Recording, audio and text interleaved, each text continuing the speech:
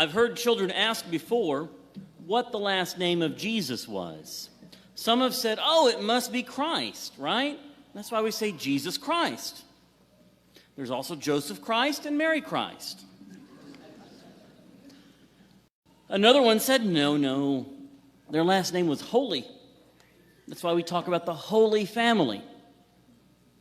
We know, of course, that Jesus did not actually have a last name as we have last names today.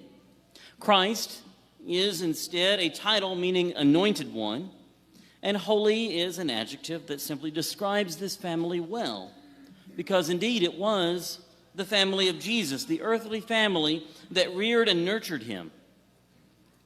Of course, as the Son of God, you might say, why should we care about the family of Jesus? Would he not have been just as good with any family? True enough.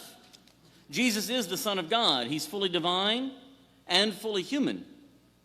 And being fully divine, ordinary discussions about nurture versus nature don't apply well here when we're talking about Jesus. It's almost impossible to answer a hypothetical question about how the Son of God could have had a different sort of human development. So why is it that we have a feast of the Holy Family? And why is it now on this Sunday following Christmas? This feast day and its place in the church's calendar give us an opportunity to look at a few points. The first is that Jesus was not only fully divine, but was also fully human. He was like us in all things except sin.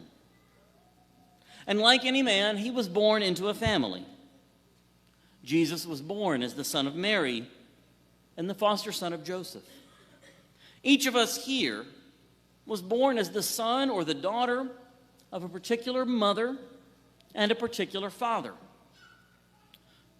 Not all of our families look alike, but we were all born with a family of some sort, even if only a mother and a father. And sadly, even for people who never knew one or even both of their parents because of some tragic events in life, those parents did at least exist. In this sense, we can say that part of why we celebrate the Feast of the Holy Family is so that we have a feast of the family on the church's liturgical calendar. It gives us a chance to recognize family life in general by celebrating this particular family of Jesus, Mary, and Joseph. Another reason to celebrate the Feast of the Holy Family is that Jesus did, in fact, grow up with two very holy parents.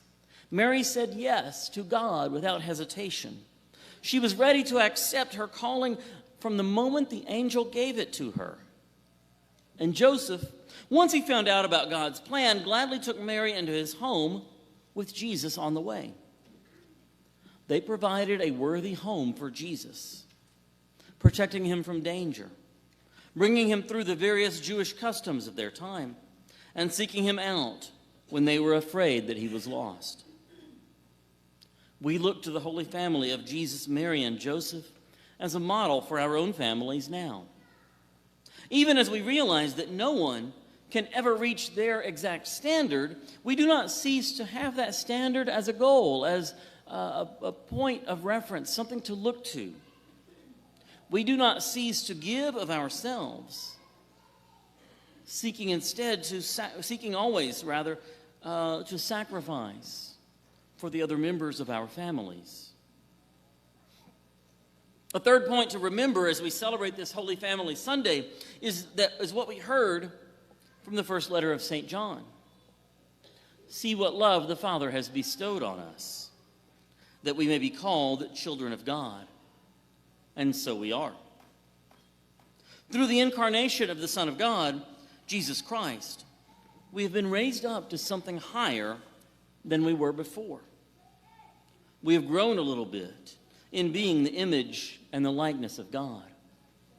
We have moved from being distant creatures to being close children because we can come to share in the divinity of Christ, who humbled himself to share in our humanity.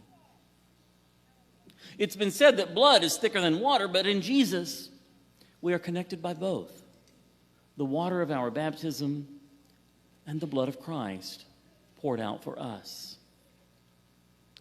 With all of this in mind, we take special notice of our families today.